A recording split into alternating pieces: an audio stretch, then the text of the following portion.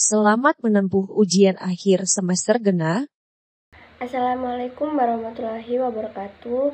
Perkenalkan, saya Galuh Puspitasari, NIM 83 dari kelas Ekonomi Produksi Pertanian B.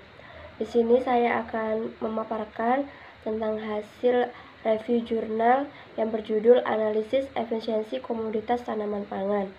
Yang pertama di sini ada pendahuluan, di mana Grobogan merupakan salah satu kabupaten pertanian utama, khususnya untuk provinsi di Jawa Tengah. Padi, jagung, dan kedelai merupakan komoditas potensial pertanian di Kabupaten Grobogan. Permintaan komoditas ini cukup besar, namun produktivitas padi, jagung, dan kedelai di Grobogan ternyata masih di bawah target yang diinginkan oleh pemerintah Grobogan. Diperlukan suatu sarana untuk mengidentifikasi inefisiensi pada tanaman padi, jagung, dan kedelai yang menyebabkan produksi di bawah capaian target.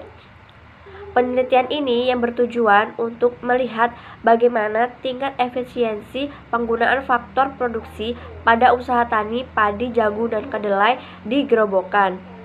Setelah diketahuinya tingkat efisiensi, perbandingan efisiensi antar komoditas dapat menginformasikan kepada pemerintah dan bagi berkepentingan untuk mengetahui komoditas mana yang paling efisien dan yang kurang efisien.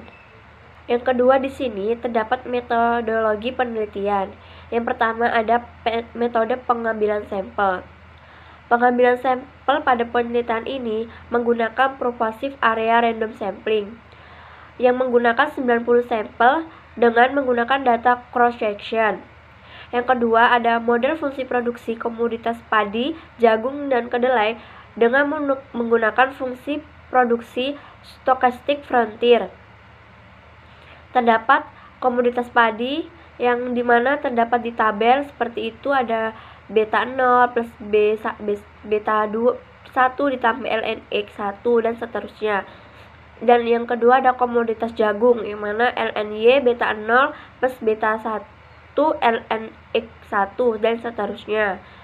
Dan yang selanjutnya ada komoditas kedelai di mana lny sama dengan beta 0 plus beta 1 lnx 1 dan seterusnya, yang mana bisa dilihat di gambar pada presentasi ini.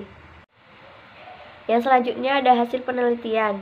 Di sini ada hasil penelitian yang pertama, yaitu efisiensi teknis komoditas padi, jagung, dan kedelai.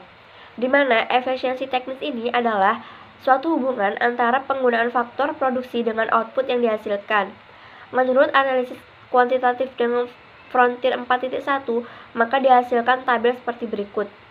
Yang pertama ada variabel dependent, yaitu Y, yaitu produksi, di mana total produksi setiap panen, di mana skala ukurnya yaitu rupiah dan kilogram. Kedua ada variabel dependent.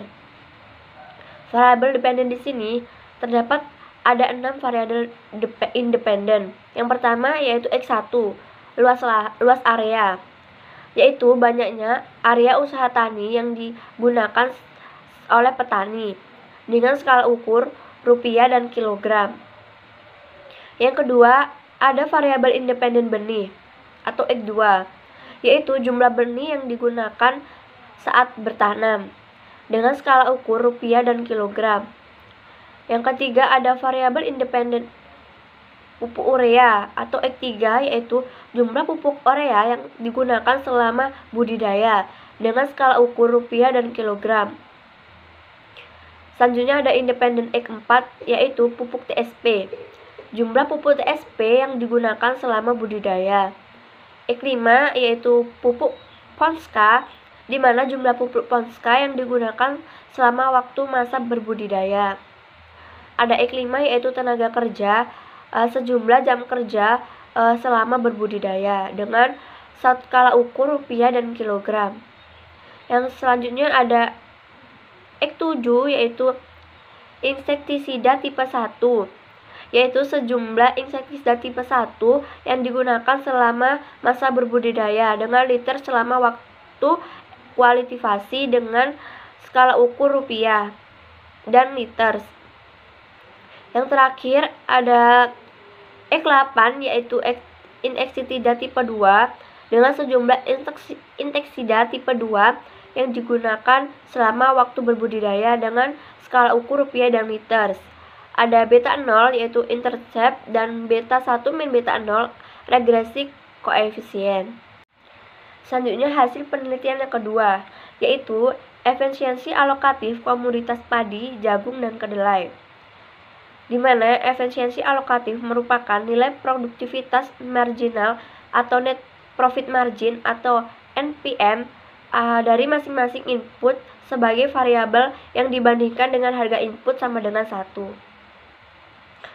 Variabel 1 luas lahan dengan NPM padi sebesar 256.405 dan NPM jagung sebesar 20,82 dan NPM kedelai yaitu 2,83. Yang kedua variabel bibit NPM padi sebesar 56,48 dan NPM jagung sebesar 3,21 dan NPM kedelai sebesar 4,03. Ketiga variabel pupuk urea di mana NPM padi sebesar 3,84, NPM jagung sebesar 3,69 dan NPM kedelai sebesar 6,08. Selanjutnya variabel 4 pupuk TSP di mana NPM padi sebesar 27,85, NPM jagung sebesar 8,28 dan NPM kedelai sebesar 13,03. Variabel 5 yaitu pupuk Panska di mana NPM padi sebesar 4,56, NPM jagung sebesar 19,28 dan NPM kedelai sebesar 5,01. Selanjutnya variabel 6 ada tenaga kerja di mana NPM padinya sebesar 14,04, NPM jagung sebesar 22,62 dan NPM kedelai sebesar 2,17. Ada variabel 7 yaitu insektida tipe 1 dengan NPM padi sebesar 75,26, NPM jagung sebesar 33,66 dan NPM kedelai sebesar 111,42. Selanjutnya ada variabel 8 yaitu insektida tipe 2. NPM padi sebesar 266,131, NPM jagung sebesar 35,686 dan NPM kedelai sebesar 126,265. Dengan total efisiensi alokatif dengan NPM padi sebesar 1,08, NPM jagung sebesar 0,674 dan NPM kedelai sebesar 1,7343. Di sini ada hasil penelitian ketiga yaitu efisiensi ekonomi komoditas padi, jagung, dan kedelai. Di sini efisiensi ekonomi merupakan perkalian antara efisiensi teknis dan efisiensi alokatif. Dengan tingkat efisiensi ekonomi merupakan kondisi efisiensi secara komprehensif dengan menghasilkan tabel seperti berikut.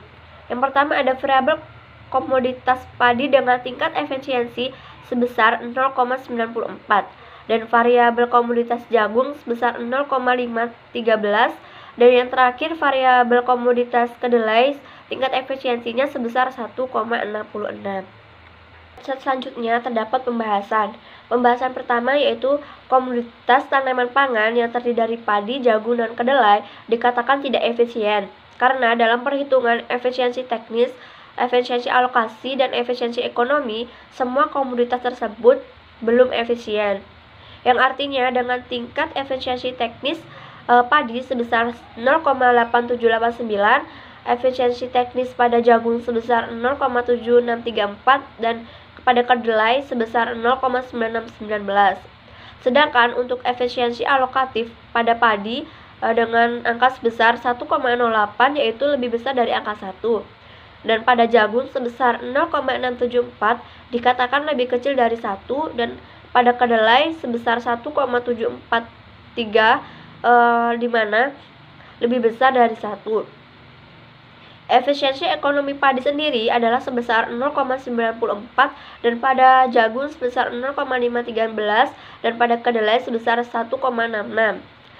dikatakan jika petani menambahkan biaya untuk meningkatkan penggunaan faktor produksi, maka output akan berkurang. Hal itu ditunjukkan dengan analisis efisiensi untuk semua komoditas pangan, yang artinya bahwa jika biaya marginal meningkat, maka penerimaan marginal justru akan berkurang. Semakin banyak petani menambahkan biaya, maka semakin sedikit mereka akan mendapatkan pendapatan. Yang kedua, ada pembahasan hasil dari jurnal ini, yaitu hasil ini merekomendasikan kepada petani dan pemangku kepentingan bahwa penggunaan faktor produksi harus dikurangi sebab tidak adanya efisiensi komoditas tersebut yang disebabkan oleh alokasi faktor produksi yang berlebihan. Selain itu, kondisi yang tidak efisien dianggap membuat target pemerintah untuk produksi komoditas tanaman pangan tidak dapat dipenuhi atau tidak dapat dipenuhi. Hasil ketiga, yaitu berdasarkan hasil penelitian ini, diketahui bahwa semua komoditas pangan yang dibudidayakan tidak berdaya. Hasil tersebut menunjukkan bahwa petani perlu menginformasi sistem dan kebiasaan pengelolaan budidayanya. Setidaknya, mereka harus mengurangi penggunaan faktor produksi untuk menjaga tingkat efisiensi teknis. Di hal lain, mereka harus menurunkan marginal untuk meminimalkan biaya total secara alokatif. Hal ini akan membuat petani lebih efisien. Referensi Setiawan AB 2018, The Efficiency Analysis of Food Crop Commodities, Q&A Social Science 102-113. Slide selanjutnya akan membahas kelebihan dan kekurangan jurnal. Yang pertama ada kelebihan. Isi dari jurnal ini sudah lumayan lengkap dan dari abstrak sampai daftar pustaka. Isi dari jurnal dapat dimengerti dan dipahami, tanggal penelitian juga dicantumkan sampai tahun penerbitan jurnal juga, dan sampai halaman, volume, semua tercantum dengan jelas. Penelitian ini di jurnal ini juga memberikan solusi kepada pemerintah atau saran kepada pemerintah untuk bagaimana menginformasi untuk efisiensi teknis yang lebih efisien lagi. Untuk kelemahannya, tidak ada saran pada kesimpulan, saran untuk jurnal atau saran untuk penelitian untuk pembaca. Terima kasih saya ucapkan, kurang lebihnya saya mohon maaf. Saya akhiri, wassalamualaikum warahmatullahi wabarakatuh.